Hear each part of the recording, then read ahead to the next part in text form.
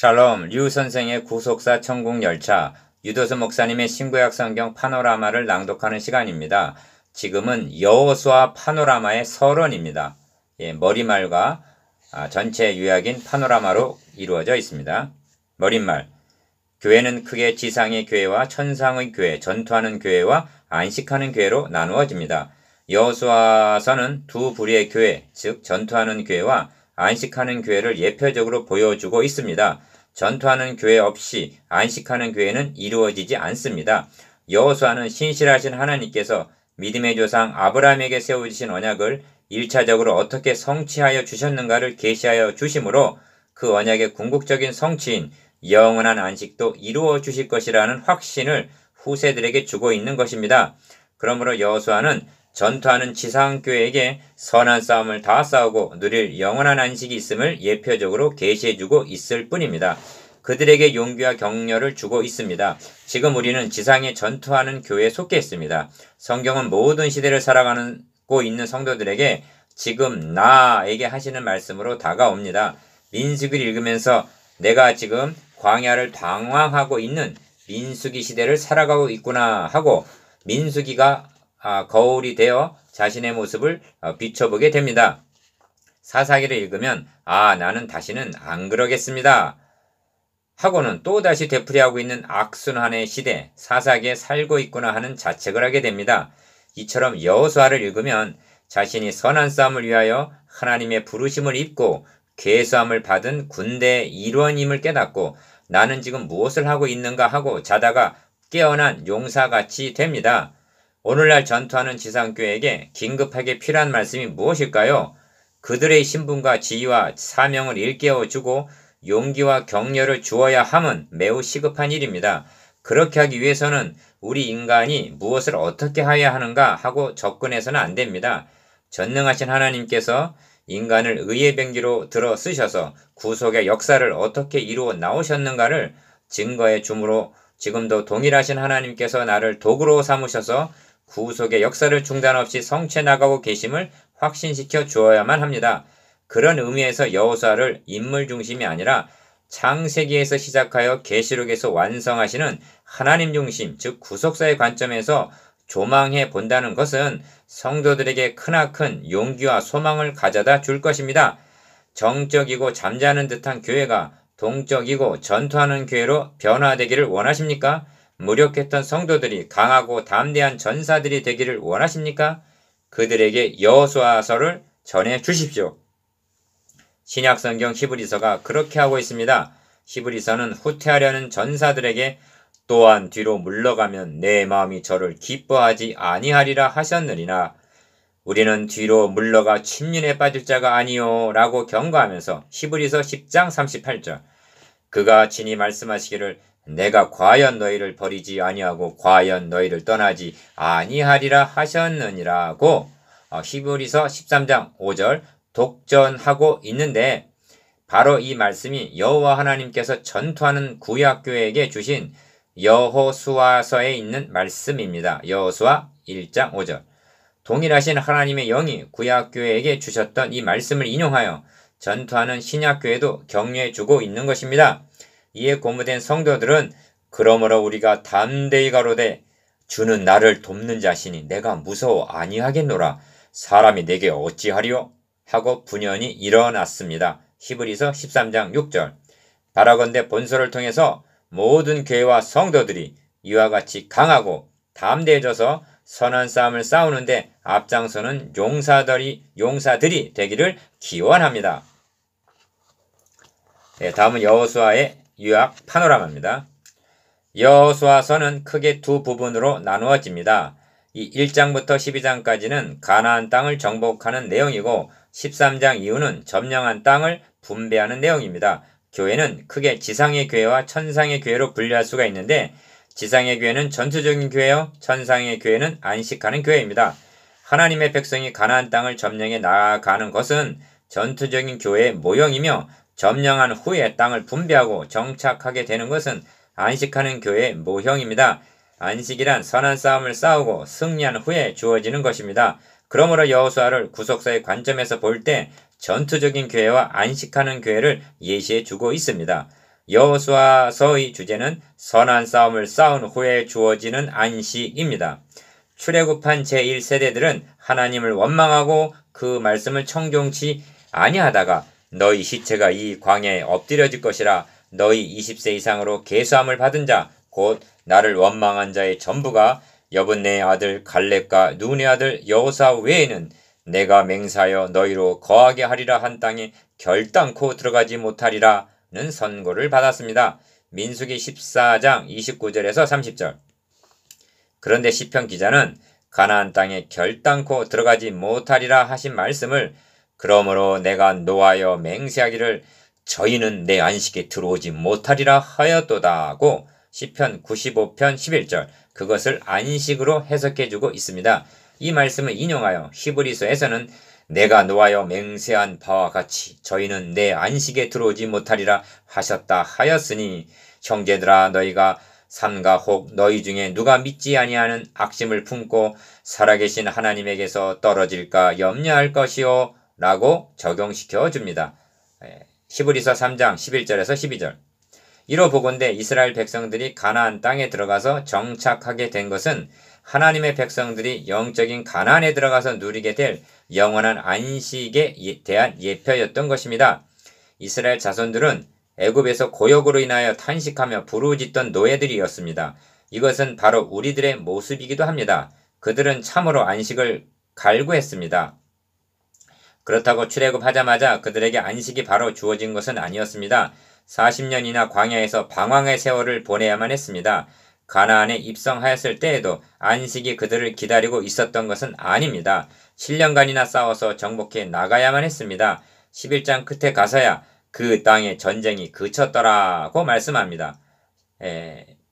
여호수아 11장 23절. 정복의 기사가 끝나는 12장에 보면 그들이 쳐서 멸한 왕들은 자그만치 31명의 왕이었다고 말씀합니다. 정복한 땅을 분할하기를 마치고 성경은 말씀하기를 여호와께서 이스라엘의 열조에게 맹세하사 주마하신 온 땅을 이와 같이 이스라엘에게 다 주셨으므로 그들이 그것을 얻어 거기 거하였으며 여호와께서 그들의 사방에 안식을 주셨으되 그 열조에게 맹세하신 대로 하셨으므로 그 모든 대적이 그들을 당한 자가 하나도 없었으니 이는 여호와께서 그들의 모든 대적을 그들의 손에 붙이셨음이라. 여호와께서 이스라엘 족속에게 말씀하신 선한 일이 하나도 남음이 없이 다 응하였더라고 하십니다. 21장 43절에서 45절. 21장에 나오는 이 말씀은 여호수아서에서 가장 중심적인 말씀입니다. 이를 풀이해서 말씀드리면 첫째, 여호와께서 이스라엘의 열조 즉 아브람과 이삭과 야곱에게 주마하고 약속하시고 맹세하신 온 땅을 다 주셨으므로 그들이 그것을 얻어 거기 살게 되었다는 것입니다. 이는 하나님은 약속하시고 약속하신 바를 반드시 성취하여 주시는 신실하신 하나님이심을 계시해 주는 말씀입니다. 둘째, 여호와께서 그들에게 안식을 주셨다고 말씀합니다. 출애굽의 대정장의 목적은 약속의 땅에 들어가 안식하는 것이었습니다. 전투적인 교회의 목표도 결국은 안식입니다. 그들은 참으로 기나긴 고난의 여정을 통과하고 선한 싸움을 싸워 승리한 후에 비로소 안식이 주어진 것입니다. 안식이란 말은 여호수아서의 핵심적인 단어입니다. 여호수아서는 요단 동편에서 이미 기업을 얻은 르우벤과 gad과 므낫세 반지파에게 여호와께서 너희로 안식하게 하신 것 같이 너희 형제도 안식하게 하실 때까지 1장 15절 무장하고 앞서 건너가서 싸우라고 명합니다. 그 안식이 9지파 반에게도 주어진 것입니다. 이어서 22장 4절에 이제는 너희 하나님 여호와께서 이미 말씀하신 대로 너희 형제에게 안식을 주셨으니 라는 말이 나오고 23장 1절에서 여호와께서 이스라엘의 사방 대적을 다 멸하시고 안식을 이스라엘에게 주신 지 오랜 후에 라는 말씀이 또 나옵니다. 안식은 여호수아서의 핵심적인 단어일 뿐만 아니라 신구약 성경 전체에 있어서도 핵심적인 단어 중 하나임이 분명합니다. 안식이라는 첫 단어가 등장하는 곳은 창세기 2장 2절입니다. 하나님의 지으시던 일이 일곱째 날이 이를 때에 마치니 그 지으시던 일이 다 함으로 일곱째 날에 안식하시니라고 말씀합니다. 안식은 지으시던 일, 즉 창조의 역사를 마치셨을 때 취하셨습니다.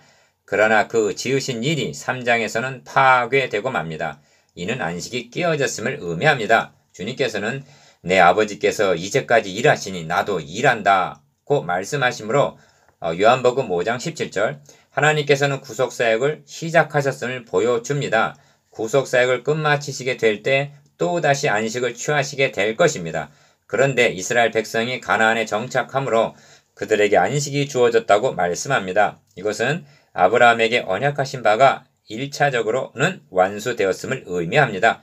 그렇다면 그들에게 주어진 안식이 하나님께서 창조의 역사를 마치시고 취하셨던 안식의 진정한 행복이었겠습니까? 아닙니다. 성경은 말씀합니다. 만일 여호수아가 저에게 안식을 주었다면 그 후에 다른 날을 말씀하지 아니하셨으리라. 히브리서 4장 8절. 여호수아는 진정한 안식을 주지 못했다는 것입니다. 그때 주어진 안식은 오래가지 못했습니다. 그 사실이 여호수아서 뒤에 오는 사사기가 말해줍니다. 그런즉 안식할 때가 하나님의 백성에게 남아있도다 라고 말씀합니다. 히브리서 4장 9절. 그 궁극적인 안식은 재창조의 역사가 완성되었을 때에야 주어질 것입니다. 이것은 역사적인 안식이요. 개인적인 안식은 내가 선한 싸움을 다 싸우고 달려갈 길을 마치고 믿음을 지켰으니 디모데후서 4장 7절 라고 고백한 대로 육신의 수고를 그치게 될 때 주어집니다. 계시록 14장 13절. 출애굽 사건이 영적 출애굽의 예표이듯이 여호수아서를 통하여 보여주신 정복과 승리 후에 주어진 안식도 선한 싸움을 다 싸운 후에 주어질 영원한 안식에 대한 예표에 불과합니다. 여호수아서는 이렇게 끝나고 있습니다. 이스라엘이 여호수아의 사는 날 동안과 여호수아 뒤에 생존한 장로들 곧 여호와께서 이스라엘을 위하여 행하신 모든 일을 아는 자의 사는 날 동안 여호와를 섬겼더라. 24장 31절. 그렇다면 그 후에는 여호와를 섬기지 않았다는 말이 됩니다. 율법을 대표하는 모세는 요단 동편까지 밖에는 인도하지 못했습니다. 예수의 히브리식 이름인 여호수아도 그들에게 예표적인 안식말을 주었을 뿐 궁극적인 안식은 주지 못했습니다. 여호수아서는 수고하고 무거운 짐진 자들아 다 내게로 오라 내가 너희를 쉬게 하리라 마태복음 11장 28절이라는 예수 그리스도의 초청으로 우리를 인도해 줍니다. 그분만이 우리에게 참 되시고 항구적인 안식을 주실 수 있습니다. 여호수아서는 마지막 장에서 아브라함을 택하심으로부터 가나안에 이르기까지의 구속의 역사를 요약해주고 그러므로 이제는 여호와를 경외하며 성실과 진정으로 그를 섬길 것이라고 적용시켜주고 있습니다. 24장 1절에서 14절 섬김이란 단어가 마지막 장에서 몇 번이나 강조되고 있는지 관찰해 보십시오. 구원은 하나님의 주권적인 역사요. 이에 대한 인간의 응답은 섬김입니다. 백성들은 우리 하나님 여호와를 우리가 섬기고 그 목소리를 우리가 청종하리이다 고 서약합니다. 24장 24절 그날에 여호수아가 세겜에서 백성으로 더불어 언약을 세우고 그들을 위하여 율례와 법도를 베풀었더라고 합니다. 24장 25절 모세가 죽기 전에 언약을 갱신시키는 것을 보았습니다. 신명기 29장 12절 여호수아도 죽기 전에 언약을 갱신시키고 있는 것입니다. 이처럼 하나님의 언약과 맹세에 후손들을 계속적으로 참여시키며 계승해 내려오다가 주님께서 죽으시기 전날 밤에 이 자는 내 피로 세운 새 언약이니 하심으로 누가복음 22장 20절 온전히 성취되었던 것입니다. 그렇다고 구속사역이 완성된 것은 아닙니다. 신약교회는 너희가 이 떡을 먹으며 이 잔을 마실 때마다 주의 죽으심을 오실 때까지 전하는 것이니라.